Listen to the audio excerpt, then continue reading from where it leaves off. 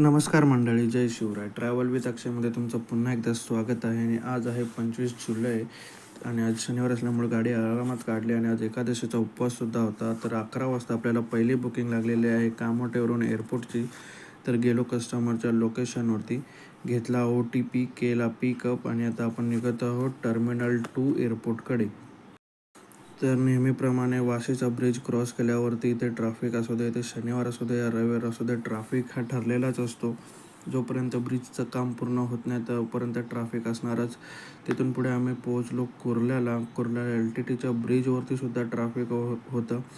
काय माहिती का आज काय झालं होतं, इथं शनिवार रविवार तर नसतो ट्रॅफिक. थोड्या वेळानंतर मी पोहोचलो एअरपोर्टजवळ.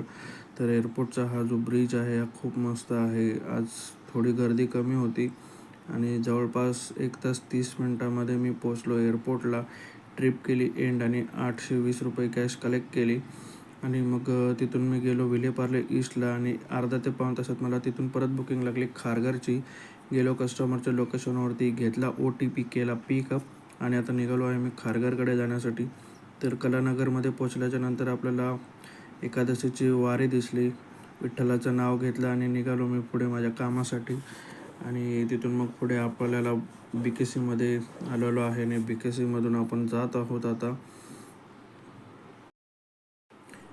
1 तास 25 मिनटामध्ये मी ट्रिप एंड केली. ऑनलाईन पेमेंट होतं त्यामुळे कॅश कलेक्ट करायची गरज नव्हती. मग मी गेलो खारघरच्या CNG पंपावर, CNG केला फुल आणि आता मी जात आहे घराकडे जाण्यासाठी. कारण आज खूप कंटाळा आला होता. 2 बुकिंग मारल्याने बोललो बास करूया, जाऊया घरी. उपवास पण होता, म्हटलं जास्त काम नको करायला.